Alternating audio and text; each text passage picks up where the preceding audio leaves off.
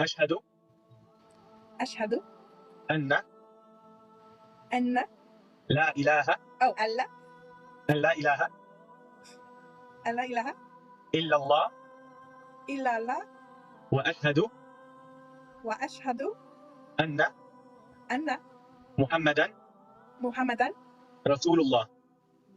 رسول الله. Okay, we're good. Alhamdulillah. So I bear witness I bear witness that there is no God that there is no God but God, but God, and I bear witness and I bear witness that Muhammad that Muhammad is his final messenger is his final messenger and prophet. and prophet. MashaAllah. Takbir. Allah. Allahu Akbar. Welcome. Welcome. मेरे कुरान पढ़ने का एक बहुत बड़ा कारण यह था कि मैंने फ़िलिस्तीन के लोगों को अपने बच्चों की लाशों को हाथों में उठाए उनसे बात करते कि वो उन बच्चों से बहुत प्यार करते हैं और ऐसी हालातों में भी खुदा का शुक्र करते हुए मैंने उन्हें देखा। यह सब देखकर मैंने कुरान उठाया क्योंकि इतना सब्र मेरी समझ से बाहर था। मेरा खुद अपना खुदा के साथ बहुत अच्छा रिश्ता नहीं रहा है। मैंने खुदा के होने पर हमेशा शक जताया है और यहाँ देखिए इन लोगों ने अपना सब खो दिया। वहाँ औरतें सिर्फ खुदा का शुक्र ही नहीं कर रहीं बल्कि वो कह रही हैं कि वो खुश हैं क्योंकि उनके बच्चे जन्नत में जा रहे हैं। इस भावुक समय में मैं सबसे कम जो कर सकती थी वो था कि मैं कुरान पढूं ताकि मैं जान सकूं कि क्या वह चीज़ें हैं जिससे इन्हें इन हालात में भी इतना हौसला मिल रहा है। मैं आप में से किसी से अगर पूछूं कि आपके साथ सबसे बुरा क्या हो सकता है तो यहाँ पर जितनी भी माएँ हैं वो यही कहेंगी कि अपने बच्चे का खोना। और वहाँ कुछ औरतें हैं जिन्होंने अपने सारे के सारे बच्चे खो दिए, फिर भी वो खुदा को सजदा कर रही हैं, खुदा का शुक्र कर रही हैं। तो यह बात कैसे मुझ पर असर ना करती, कैसे मैं इस्लाम हक है यह बात ना जान पाती। Hello again. This one's gonna have a much more chill vibe, I think, because मुझे लगता है इस बार की बातचीत बहुत मज़ेदार होने वाली है, तो थोड़ा मेरे आसपास के मज़हब के लिहाज से माहौल की बात करते हैं। तो मैं मज़हबी माहौल में बिल्कुल भी बड़ी नहीं हुई।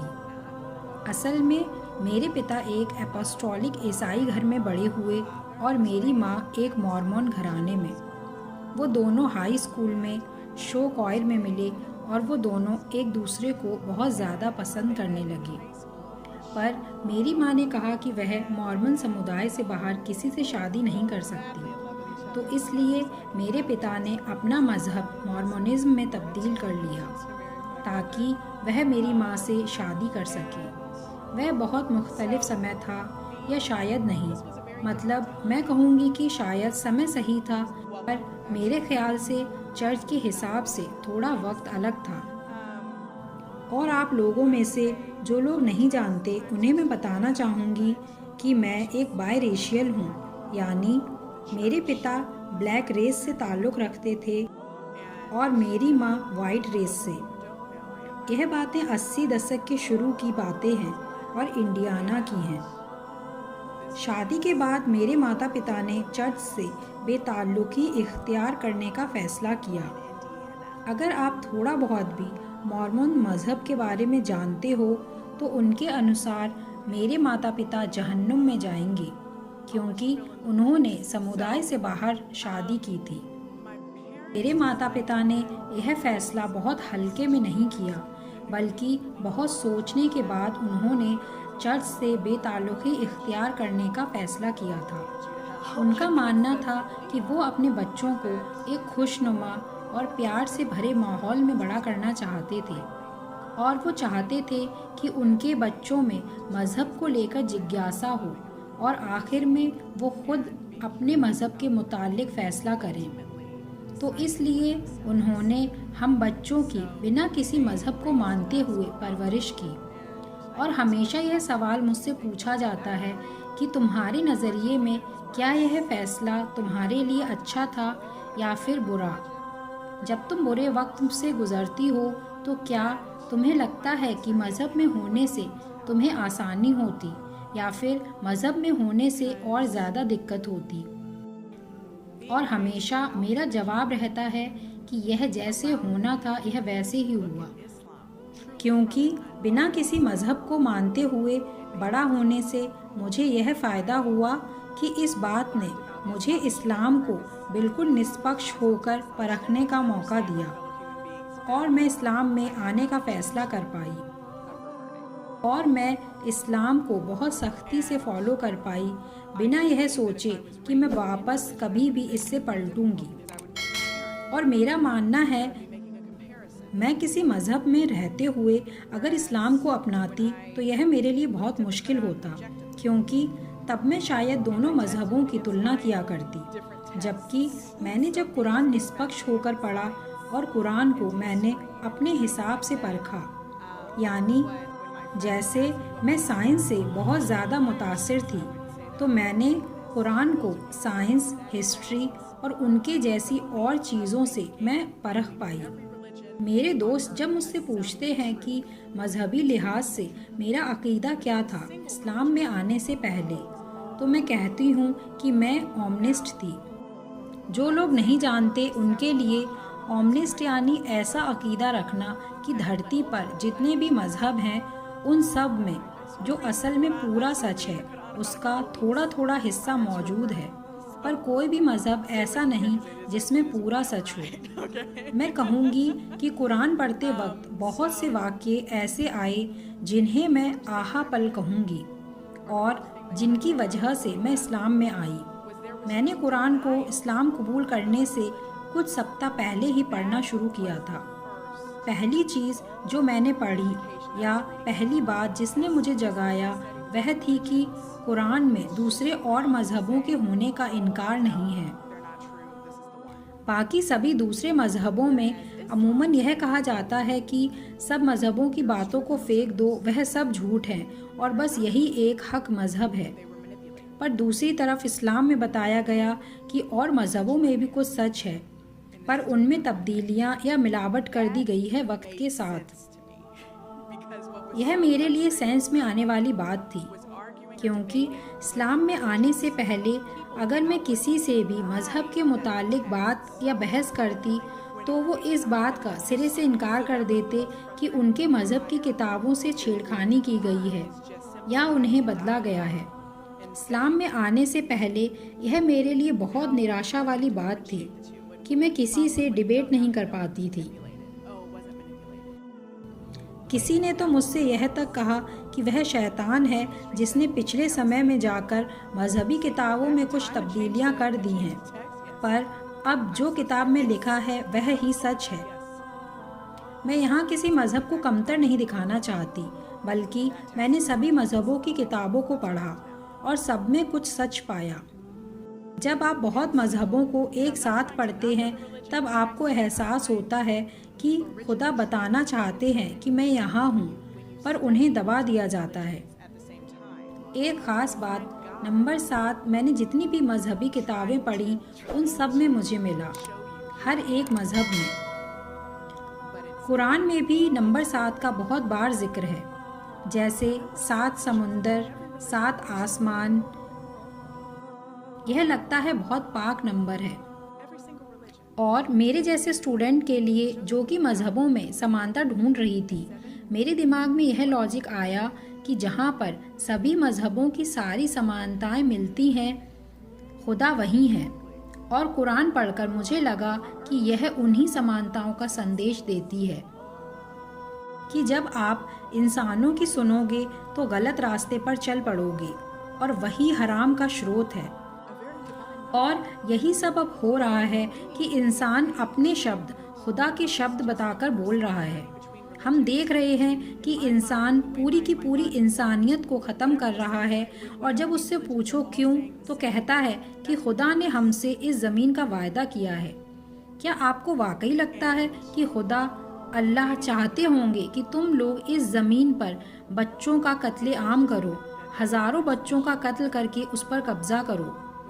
बच्चे बहुत पाक होते हैं, मेरे ख्याल से आप सब इस बात से इत्तेफाक रखते होंगे कि बच्चे बहुत मासूम होते हैं। वो इस दुनिया की खूबसूरती देखने आते हैं। अगर हम किसी रास्ते से निकलते हैं तो हम सिर्फ रास्ता पार कर रहे होते हैं, पर अगर कोई बच्चा निकलता है तो आप देखेंगे कि वह कभी आसमान देखता है, कभी घास को, कभी पेड़ों को, कभी चीज़ों को छूता है, अपने माता पिता से दूर भाग भाग कर चीज़ें देखता है, क्योंकि वो अल्लाह ने जैसी दुनिया बनाई है उसको वैसे ही अपनाना चाहता है। और मैंने शायद यह कहानी अपनी किसी नई दोस्त को या बुक क्लब के किसी मेंबर को बताई कि मैं उस वक्त को पिन पॉइंट कर सकती हूँ जब मैं इतनी निराश थी कि जब मैं सच्चा मज़हब नहीं ढूंढ पा रही थी और मैं अपनी एक ईसाई दोस्त के साथ चर्च गई।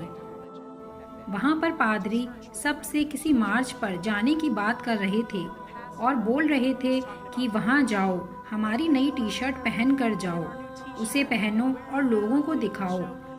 मैंने इधर उधर देखा और सोचा क्या यह चर्च है, और हम शहर के सबसे अच्छे चर्च में थे। वो सब कह रहे थे बाहर जाओ और सबको दिखाओ कि हम सबसे अच्छे हैं, ईसाई मज़हब सबसे अच्छा है। उस वक्त मैंने खुद को उस जगह से और खुदा से बहुत दूर पाया। मुझे बहुत रोना आ रहा था। मुझे लगा शायद मुझ में कुछ कमी है, क्योंकि जब मैंने आसपास देखा तो बहुत सारे लोग इबादत कर रहे थे, सब मुतमईन थे। वो लोग खुदा से एक कनेक्शन बनाए हुए थे, पर मुझे कुछ भी महसूस नहीं हो रहा था, वाकई में कुछ भी नहीं। तो मैंने सोचा मैं बाहर जाकर थोड़ी ताज़ी हवा लेती हूँ। मैंने सोचा शायद मैं खुदा में यकीन नहीं रखती, इसलिए मुझे ऐसा महसूस हो रहा है। तो मैं बाहर आ गई। वहाँ मैंने एक पेड़ देखा जो कि हवा में लहरा रहा था और जो कि बिल्कुल परफेक्ट था, और मैंने ज़ोर से खुदा से कहा तो आप यहाँ हैं, क्योंकि बहुत लोग अल्लाह को बहुत मुश्किल बना लेते हैं। वो अल्लाह को बहुत कठिन कोई साइंस बना लेते हैं।